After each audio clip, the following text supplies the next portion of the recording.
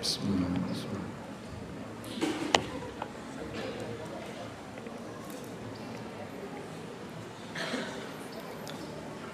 Assalamualaikum warahmatullahi wabarakatuh.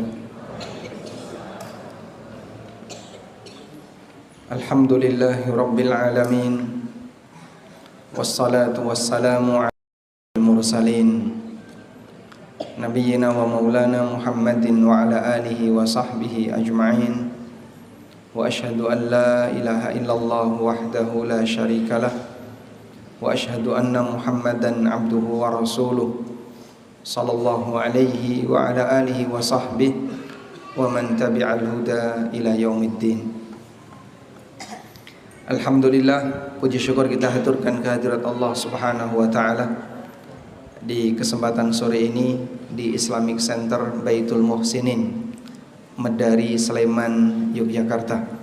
Allah kumpulkan kita dalam rangka kajian menjelang berbuka puasa, dan insyaallah kita mau membahas sebuah tema, judulnya menjadi hamba pilihan Allah.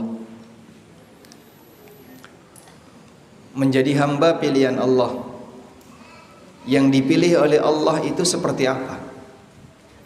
Manusia pilihan Allah bisa kita bagi menjadi dua. Yang pertama, manusia yang dipilih oleh Allah Subhanahu wa taala yang statusnya murni hibah dari Allah. Pilihan Allah yang statusnya murni hibah dari Allah.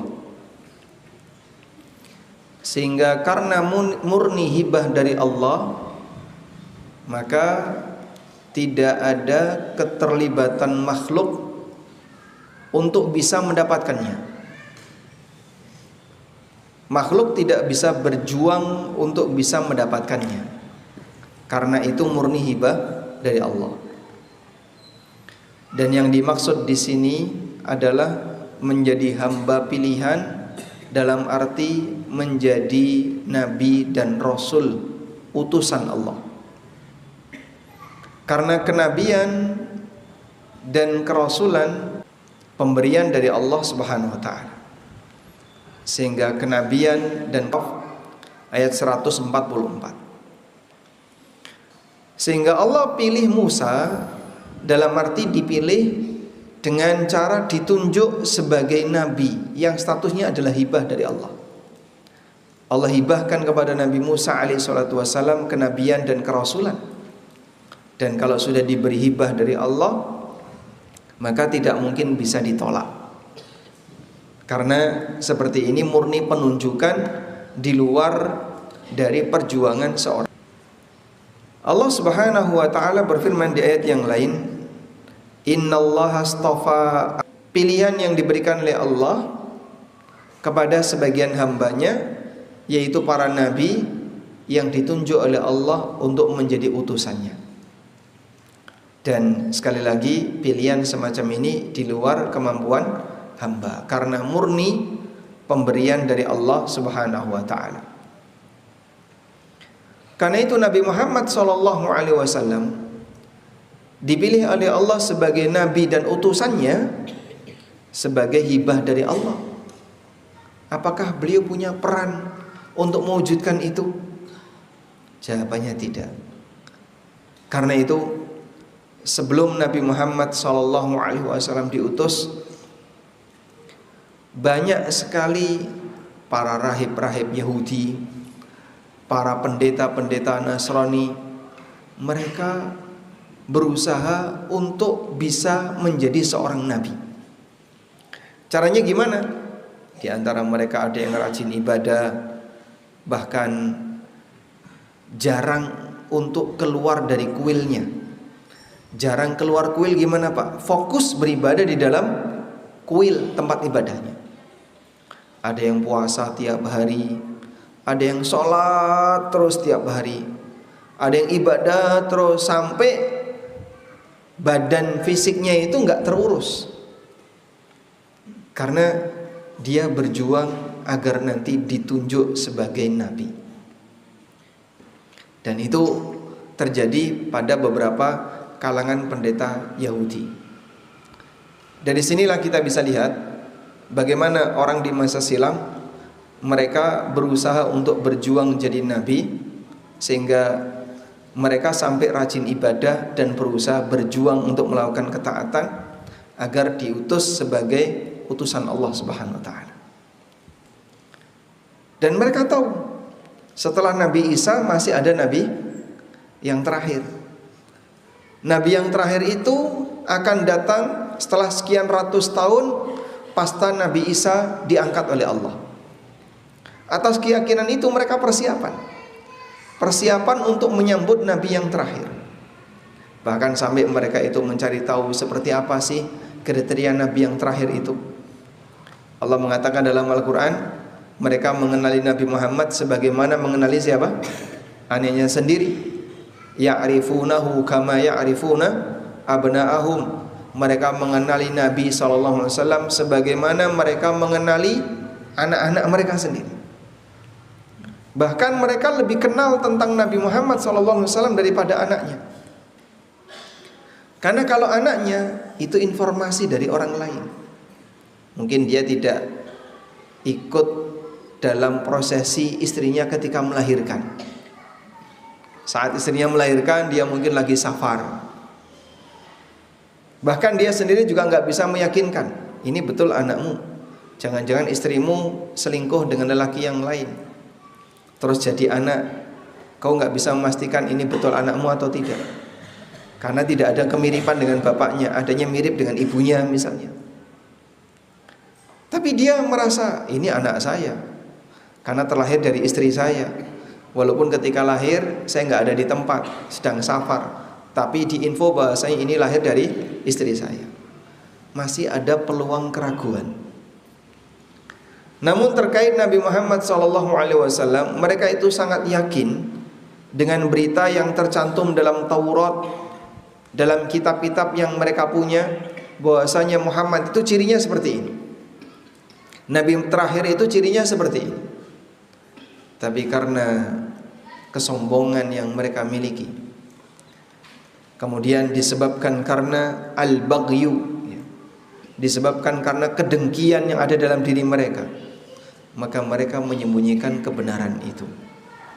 Dan salah satu di antara sebabnya adalah ternyata Nabi yang terakhir ini tidak berasal dari Bani Israel. Sebab Nabi yang terakhir ini berasal dari siapa? Keturunan Nabi Ismail, bukan keturunan Yakub.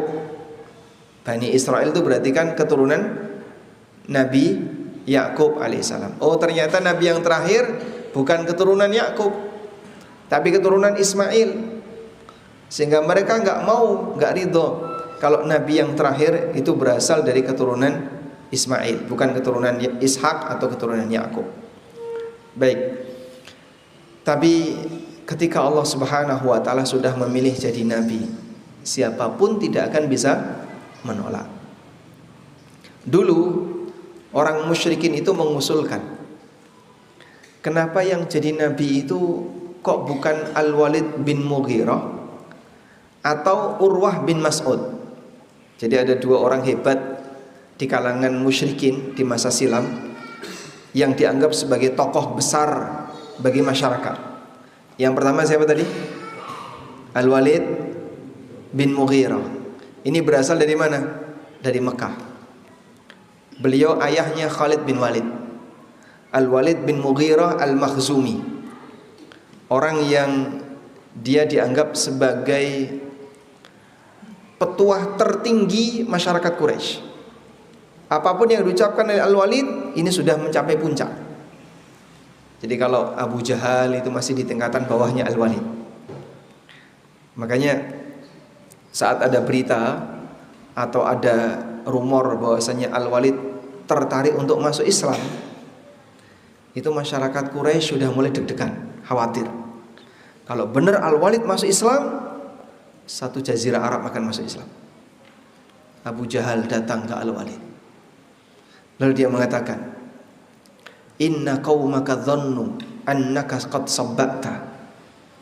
Masyarakatmu menyangka kau sudah menjadi sobi'ah, mengikuti Muhammad. Kalau sampai kau jadi sobi'ah, maka seluruh jazirah Arab akan jadi umat Muhammad.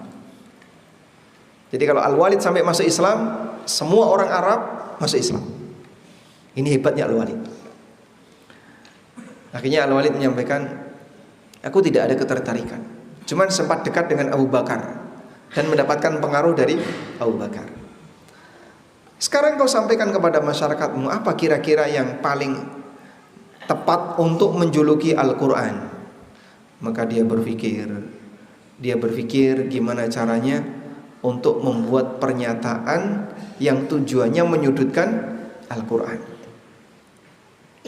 Allah Subhanahu wa ta'ala berfirman tentang Al-Walid bin Mughirah ini dalam beberapa ayat di surat Al-Muddathir. Allah Ta'ala berfirman, "Dzarni wa man khalaqtu wahida wa ja'altu lahu malam mamduda wa mahattu lahu tamhida thumma yatma'u an azid." Tinggalkan aku bersama dengan orang yang aku ciptakan sendirian. Yang dimaksud di situ adalah Al-Walid bin Mughirah. Yang dia innahu fakkara wa qaddar faqutila kaifa qaddar thumma qutila kaifa qaddar thumma nadhar. Yang dia berusaha untuk berpikir dalam rangka untuk menetapkan kalimat apa yang cocok untuk menyudutkan Al-Quran. Faqutila kaifa qaddar, maka terkutuk kenapa dia berusaha untuk menetapkan kalimat yang menyudutkan Al-Quran. Thumma nadhar, dia berpikir. Thumma abasa wastakbar wa qala in hadza illa sihrun yu'thar. Kemudian dia dengan sikap sombongnya mengatakan, in hadza illa sihrun yu'thar. Al-Quran itu tidak lain adalah kitab sihir yu'thar, yang bisa memberikan pengaruh. Maka orang terkadang berubah pemikiran gara-gara mendengarkan Al-Quran. Jadi Al-Quran disebut sebagai kitab bohong. Mereka nggak punya bukti kalau Muhammad berbohong.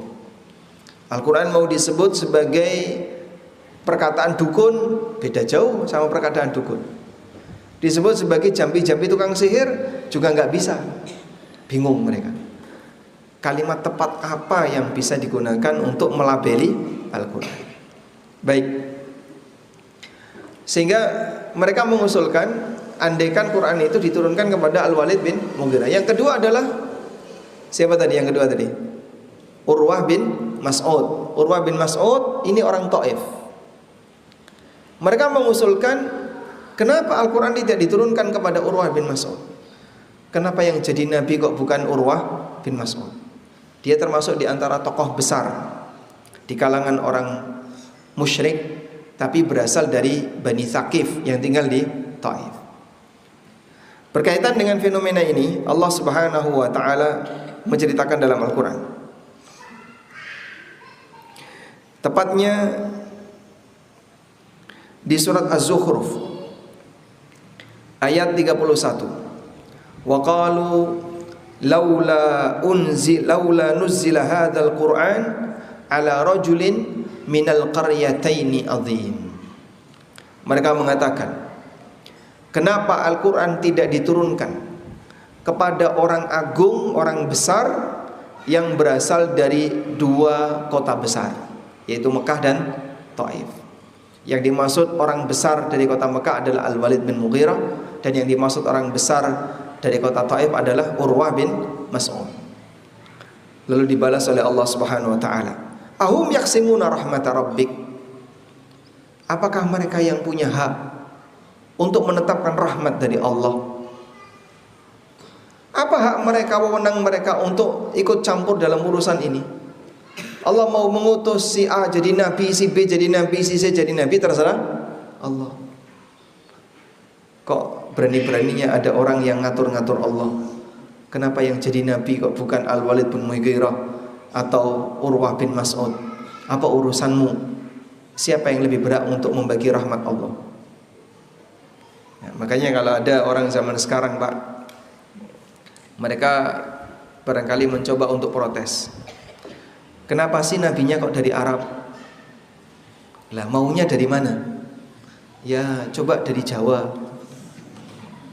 Kalau nabi dari Jawa, Terus apa kamu mau beriman kepada beliau? Nanti orang Arab protes, kenapa nabinya dari Jawa, kok nggak dari Arab? Terus maunya dari mana? Pindahlah, dari suku mana? Dari Eropa, dari mana? Sehingga Allah mau mengutus nabi yang berasal dari daerah A, dari daerah B, dari daerah C. Apakah hamba punya peran di situ? Tidak punya. Apa hakmu untuk ngatur-ngatur seperti itu? Itu 100% adalah hak Allah. Kalau itu 100% hak Allah, maka kau tidak punya wewenang, tidak punya hak sepeser pun untuk ikut terlibat dan ikut mengatur. Mundur. Dalam hal ini murni haknya Allah Subhanahu wa taala.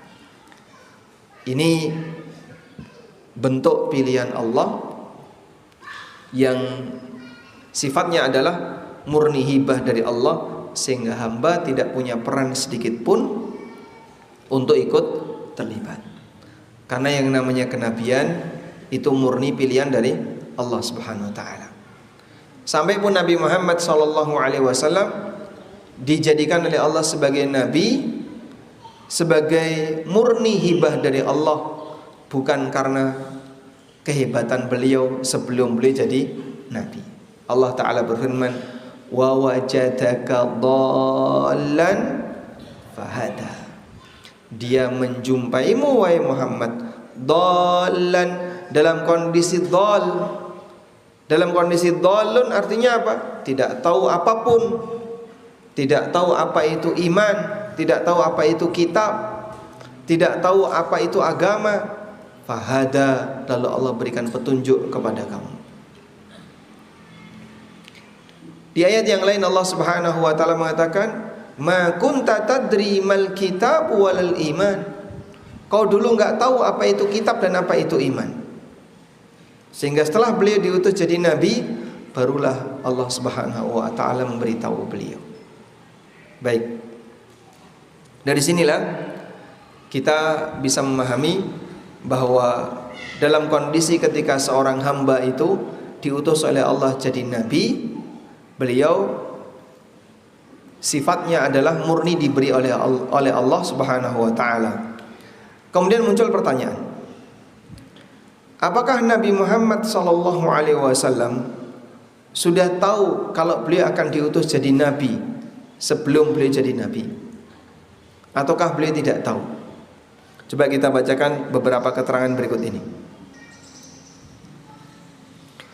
Salah satu di antara riwayat yang menyebutkan akan hal ini adalah kisah yang disebutkan dalam Sunan At-Tirmidzi tentang kisah perjalanan Nabi Muhammad SAW sewaktu beliau diajak ke Syam. Beliau bersama pamannya Abu Thalib pernah diajak menuju Syam, dan itu perjalanan yang sangat jauh ya. Dari Mekah ke Syam, Mekah Madinah, itu perjalanan berapa Pak? Mekah Madinah berapa? 2,5 jam kereta cepat. Butuh waktu sepekan naik kendaraan onta atau keledai, sehingga untuk bisa mencapai jarak 450 kilo butuh waktu selama 7 hari. Itu dulu ya, Masya Allah. Kalau sekarang kan jamaah umroh tinggal duduk di atas kereta 2,5 jam sudah sampai. Kalau naik bis 5 jam. Kemudian dari Madinah menuju Syam butuh waktu sebulan. Nabi SAW berangkat dari Madinah ke Tabuk. Tabuk itu belum sampai Syam, itu butuh waktu sebulan. Jadi kita bisa bayangkan ketika beliau yang waktu itu masih anak-anak, usia sekitar 8 tahun, diajak oleh Abu Thalib untuk berdagang ke Syam, menempuh waktu perjalanan sebulan lebih. Hingga kemudian tibalah beliau di sebuah kuil yang dihuni oleh seorang rahib, namanya rahib siapa? Buhaira. Faja'ala yatakhallalahum ar-rahib hatta ja'a fa akhadha bi yadi Rasulillah sallallahu alaihi wasallam. Maka rahib Buhaira tidak pernah turun dari tempat ibadahnya sampai dia melihat Rasulullah SAW datang. Dia keluar dari musolanya, dari tempat ibadahnya. Lalu dia langsung menyusup di kerumunan rombongan, yatakhallalahum. Jadi kalau misalnya seperti ini ya, ada banyak orang sedang duduk bareng atau berdiri bersama, tiba-tiba ada orang dari pintu pengen menuju ke tempat saya, maka dia harus menyela-nyelai siapa? Orang-orang yang berada di depannya. Dia nyela-nyelai orang-orang yang berdiri, sampai dia mengambil tangan Rasulullah SAW yang waktu itu masih anak-anak. Faqala, lalu si rahib ini mengatakan, hadza sayyidul alamin, ini adalah pemimpin masyarakat seluruh alam. Hadza rasulu rabbil alamin, ini adalah utusan Rabbul alamin. Yab'atsuhu Allahu rahmatan lil alamin, Allah mengutus beliau sebagai rahmat bagi seluruh alam. Faqala lahu asyakhun min Quraisy, maka orang-orang Quraisy, pemuka-pemuka Quraisy bertanya kepada rahib ini, ma ilmuka, dari mana kamu tahu? Faqala, lalu si rahib Bukhairah ini mengatakan, innakum hina ashraftum minal aqabah lam yabqa syajarun wala hajarun illa kharra sajida.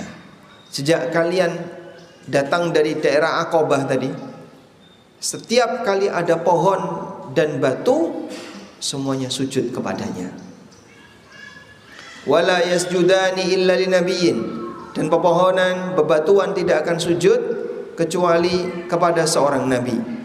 Wa inni a'rifuhu bi khatamin nubuwah asfala min udhfur katifihi mithla tufaha, dan aku juga mengenali adanya khatamun nubuwah, tanda kenabian, di bawah atau di bawah tengkuk beliau yang berada di antara dua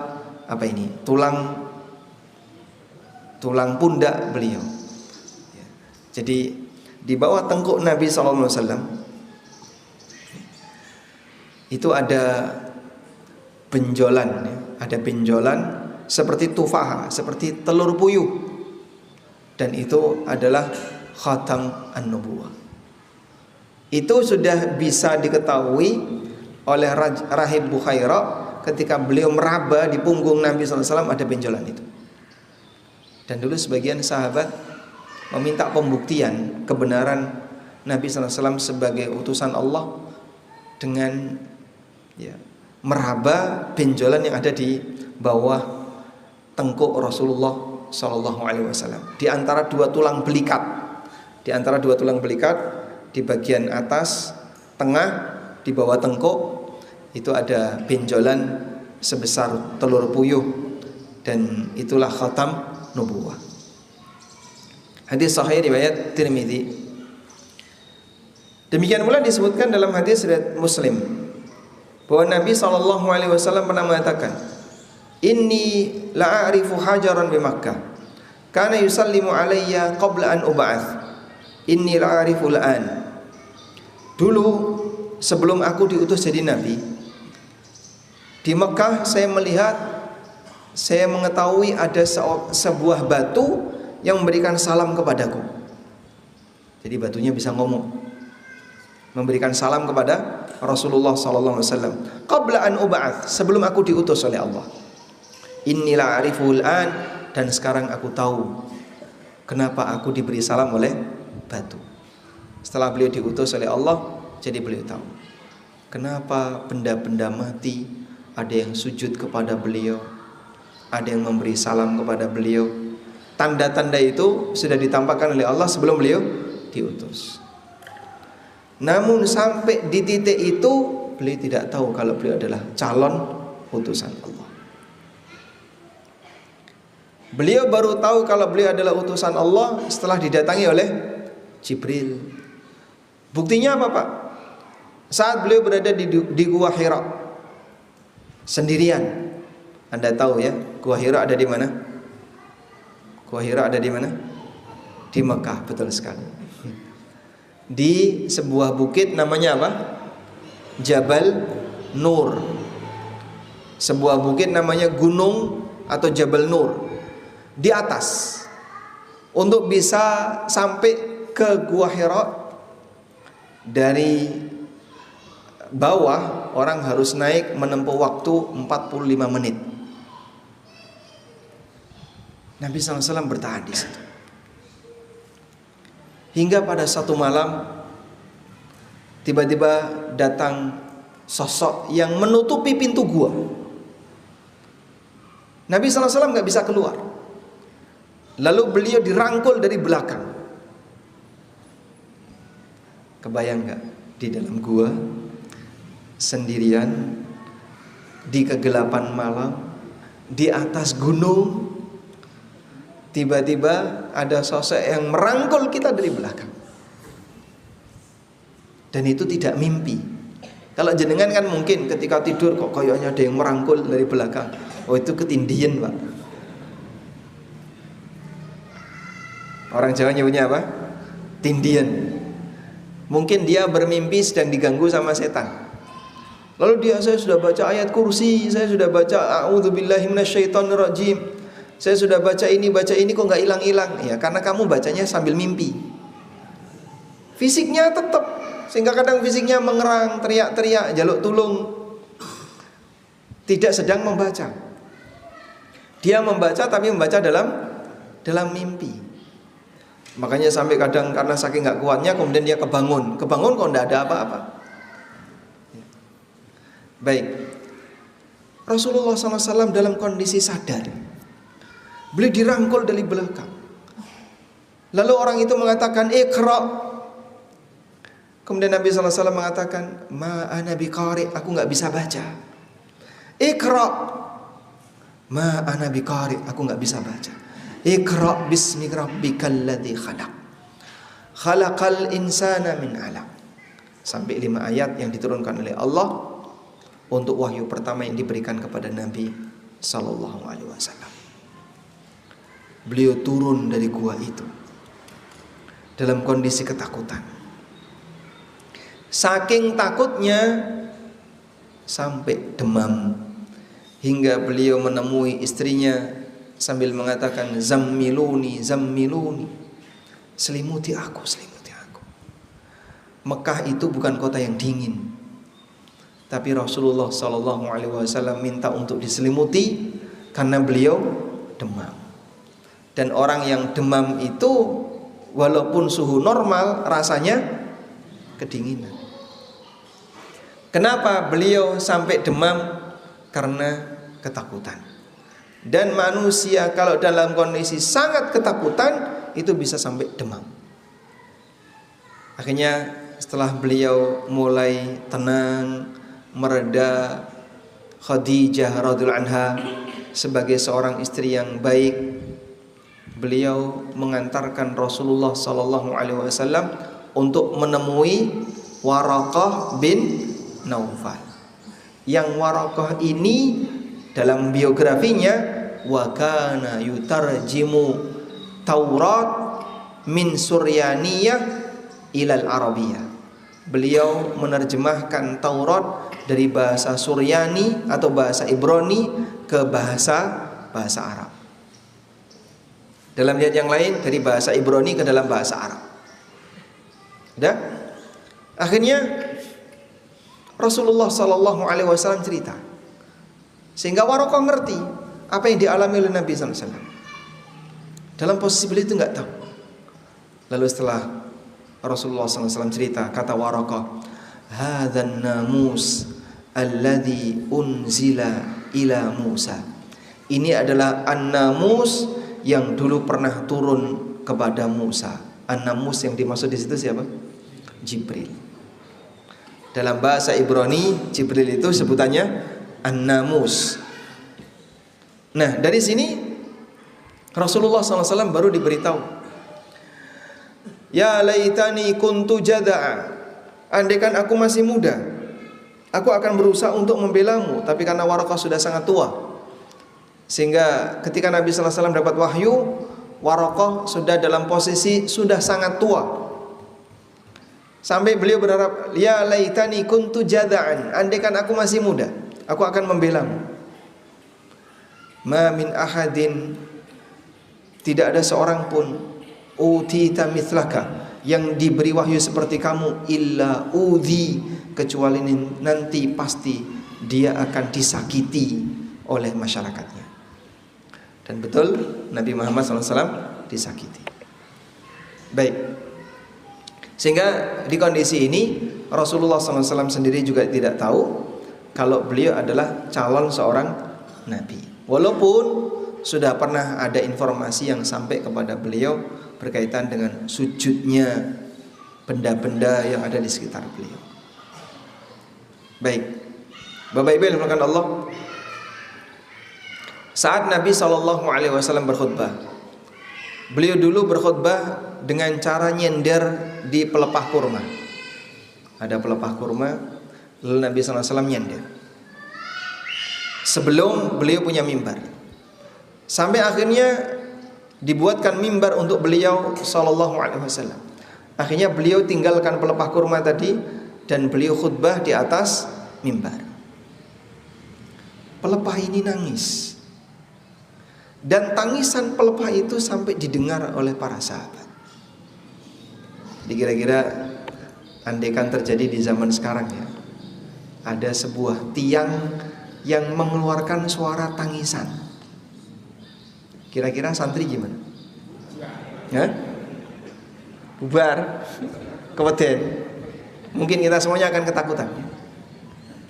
Pelepah itu menangis dan didengar oleh para sahabat. Lalu Nabi SAW menyampaikan, dia menangis karena rindu dengan aku. Dulu ketika aku berkhutbah nyender di pelepah kurma itu. Sekarang setelah beliau punya mimbar, tidak lagi nyender di pelepah kurma itu. Akhirnya Nabi SAW memeluk pelepah itu. Dipeluk pelepah itu sampai dia nangis mereda sampai kemudian diam. Ya kayak anak kecil ya, ketika nangis kemudian diupuk-upuk karo mbokne, diupuk-upuk oleh ibunya sampai akhirnya tangisannya tenang, mereda-mereda, risa-isa sampai akhirnya diam. Kata Rasulullah SAW, andaikan aku tidak mendiamkannya, maka dia akan nangis sampai kiamat. Itu kalau nangis sampai kiamat, Pak, maka jamaah yang ada di Masjid Nabawi akan bisa mendengar tangisannya, karena nangis sampai kiamat. Tapi didiamkan oleh Rasulullah SAW. Baik, ini berkaitan dengan mereka yang menjadi hamba pilihan Allah dalam posisi dia ditunjuk oleh Allah sebagai nabi, dan itu murni di luar perjuangan hamba karena hibah dari Allah Subhanahu wa taala. Selanjutnya ada hamba pilihan Allah yang kedua. Hamba pilihan Allah yang kedua adalah hamba yang dipilih oleh Allah karena dia berusaha untuk jadi orang yang baik. Dia berjuang untuk jadi orang yang baik.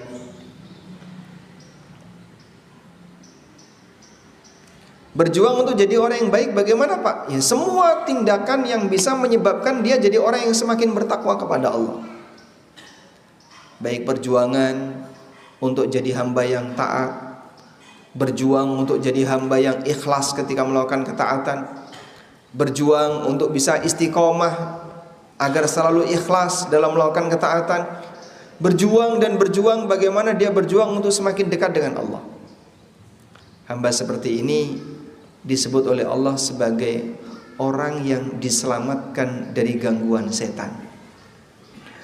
Kalau Anda lihat dalam Al-Quran, ada banyak sekali ayat yang menyebutkan kalimat illa ibadallahil mukhlasin, illa ibadallahil mukhlasin.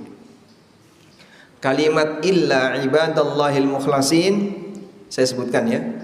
Tadi coba saya cari dalam Al-Quran, itu ada di surat Al-Hijr ayat 40, As-Saffat ayat 40, As-Saffat ayat 74, As-Saffat ayat 128, As-Saffat ayat 160, As-Saffat ayat 169, dan surat Shad ayat 83. Berapa tadi? 1, 2, 3, 4, 5, 6, 7. ada di 7 ayat di mana Allah Subhanahu wa taala menyebutkan tentang kriteria hamba Allah pilihan. Illa ibadaka minhumul mukhlasin. Sekarang coba kita bacakan ya di surat As-Saffat ayat 40. Di surat As-Saffat ayat 40 Allah Subhanahu wa taala berfirman tentang masalah neraka. Innakum ladaikul adzabil alim wa ma tujzauna illa ma kuntum ta'malun illa ibadallahil mukhlasin. Sesungguhnya kalian akan merasakan azab yang menyakitkan, dan tidaklah kalian diberi balasan kecuali sesuai dengan apa yang telah kalian kerjakan. Illa ibadallahil mukhlasin, kecuali hamba-hamba Allah yang pilihan. Ini di As-Saffat ayat 40. Sehingga hamba Allah pilihan yang dimaksud di sini adalah yang diselamatkan dari neraka. Di As-Saffat ayat 74 Allah juga menceritakan yang sama. Walaqad arsalna fihim mundirin fanzur kaifa kana akibatul mundarin illa ibadallahil mukhlasin. Sungguh kami telah mengutus kepada mereka mundirin, sang pemberi peringatan. Fanzur kaifa kana akibatul mundarin. Sekarang perhatikan bagaimana hukuman dampak buruk yang diberikan oleh Allah kepada orang yang telah diberi peringatan tapi dia tidak mau beriman. Illa ibadallahil mukhlasin, kecuali hamba Allah pilihan. Hamba Allah pilihan di sini adalah yang diselamatkan oleh Allah dari siksaan yang telah diberikan oleh Allah kepada orang-orang kafir. Sehingga Allah menyebutkan hamba Allah pilihan yang dimaksud adalah yang diselamatkan dari neraka dan dimasukkan ke dalam surga. Kemudian juga disebutkan di surat Al-Hijr ayat 40 saat iblis bersumpah, qala rabbi bima aghwaytani la uzayyinanna lahum fil ardi wa la ughwiyannahum ajma'in illa ibadaka minhumul mukhlasin. Qala, iblis bersumpah, rabbi, wahai Rabbku,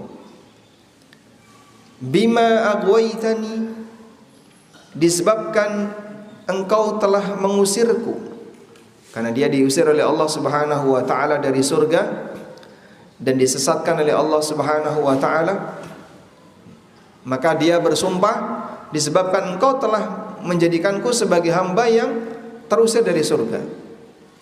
La uzayyinanna lahum fil ardi, sungguh aku akan hiasi perbuatan buruk mereka ketika di muka bumi, wala ughwiyannahum ajma'in, dan akan aku sesatkan mereka semuanya. Illa ibadaka minhumul mukhlasin, kecuali hambamu yang mukhlasin, yang pilihan. Sehingga yang bisa selamat dari godaan setan adalah hamba yang mukhlasin. Baik. Lalu yang dimaksud dengan hamba yang mukhlasin, yang pilihan di sini seperti apa, Pak? Yang diselamatkan oleh Allah dari godaan setan. Hamba pilihan yang diselamatkan oleh Allah dari godaan setan. Maka hamba pilihan Allah di sini diselamatkan oleh Allah dari hukuman neraka, dan yang diselamatkan oleh Allah dari godaan setan. Untuk bisa jadi hamba yang mukhlas, maka seseorang harus mukhlis. Kita ulangi, untuk jadi hamba yang mukhlas, maka seseorang harus mukhlis. Mukhlas itu pilihan yang diselamatkan. Mukhlis itu perjuangan untuk ikhlas dalam beramal. Jadilah hamba Allah yang selalu untuk mukhlis, berusaha mengikhlaskan amal kepada Allah, agar kau nanti bisa menjadi hamba yang mukhlas, yang diselamatkan oleh Allah Subhanahu wa taala dari godaan setan dan diselamatkan oleh Allah taala dari ancaman neraka. Lalu bagaimana perjuangan untuk menjadi seorang hamba yang ikhlas dalam beribadah kepadanya? Baik. Sekarang para santri fokus dulu. Di sini sudah ada yang mainan. Ini juga sama, bermain. Coba yang ini saya tanya, siapa namanya? Namanya siapa? Afan Ahmad Hudzaifah. Ahmad Hudzaifah, kelas berapa? Kelas 7. Apa bedanya mukhlas dan mukhlis?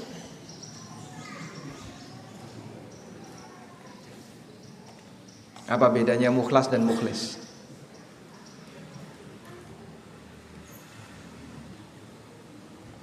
Sebelahnya, siapa namanya? Muhammad Syarki. Muhammad Sakti. Muhammad Sakti.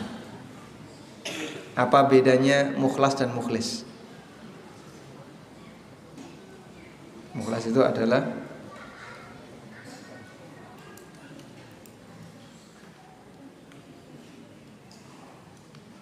kalau mukhlis, nah kamu, apa bedanya mukhlas dan mukhlis? Hamba pilihan Allah. Seperti apa hamba yang dipilih oleh Allah itu?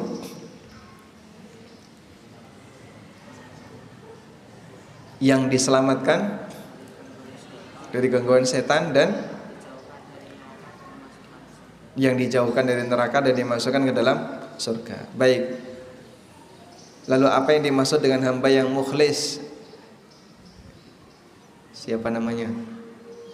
Ibnul Qayyim. Ibrahim, Masya Allah.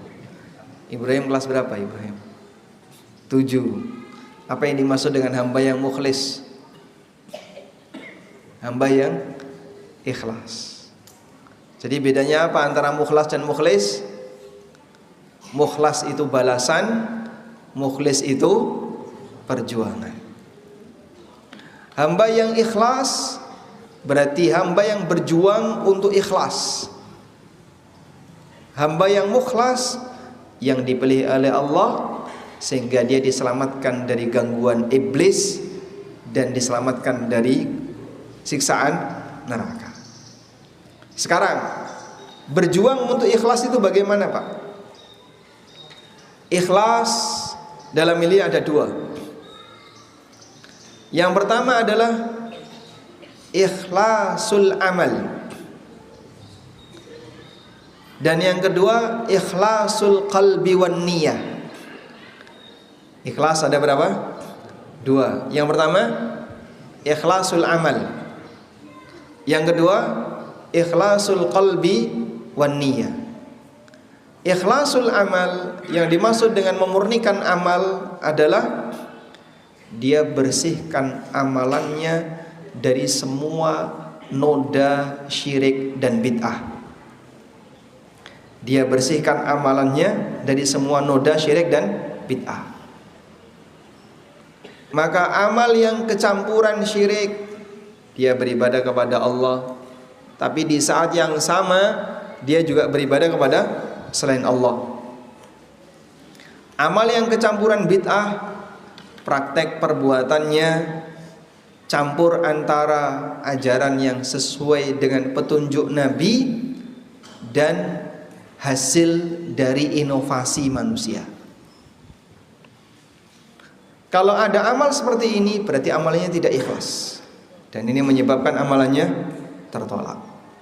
Maka amal yang ikhlas itu adalah amalnya harus bersih dari syirik dan bersih dari bid'ah. Oleh karena itu, kalau ada amalan yang isinya campuran, maka amal yang murni silakan dipertahankan, tapi campurannya tolong dibersihkan. Sehingga ada kaidah seperti ini. Jika ada amal yang disyariatkan bercampur dengan amal yang tidak disyariatkan, maka tinggalkan yang tidak disyariatkan dan pertahankan yang disyariatkan. Nabi SAW pernah berkhutbah. Saat beliau khutbah, beliau melihat di luar masjid ada orang yang berdiri di bawah terik matahari sambil puasa dan tidak mau bicara. Maka Nabi SAW tanya, siapa dia dan ngapain dia? Lalu kemudian sahabat mengatakan, ya Rasulullah, innahu Abu Israil. Ya Rasulullah, dia namanya Abu Israil. Dia ini bernazar untuk berpuasa, tidak mau bicara, tidak mau duduk, dan tidak mau berteduh. Lalu kata Nabi SAW, murhu ayyajlis wa yatakallam wa yastadil wa yutimma sawmahu. Dia melakukan 4 ibadah. Dia melakukan 4 ibadah. Apa saja? Puasa, tidak mau bicara, tidak duduk, dan tidak berteduh. Oleh Nabi SAW, beliau perintahkan dia untuk duduk, perintahkan dia untuk bicara, suruh dia untuk berteduh, dan silahkan lanjutkan puasanya. Maka ini jadi kaidah, jika ada amal ibadah yang soleh, amal yang sesuai panduan, amal soleh, kecampuran dengan amal hasil inovasi, maka buang hasil inovasi dan pertahankan amal solehnya. Contoh, orang bersolawat, baik atau buruk? Baik.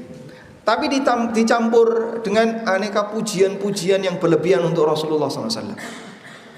Solawatnya bagus, tapi campuran dari solawat tadi, ada pujian dengan bunyi A, pujian B, pujian C, pujian D.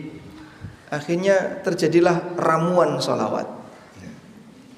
Dalam ramuan kalimat solawat itu, kalimat solawatnya benar, tapi dicampur dengan pujian-pujian yang lain. Saat mereka diperingatkan, gak boleh bersolawat seperti ini. Apa alasan mereka? Bersolawat kok dilarang. Saya ngelarang solawat siapa? Yang kamu lakukan ini mencampurkan adalah bainal haq wal batil. Nah terus yang benar pripun?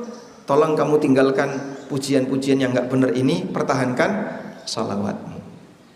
Nah disitulah ada kaidah, jika orang melakukan amal soleh bercampur dengan amal yang batil, maka pertahankan amal soleh dan tinggalkan amal batilnya.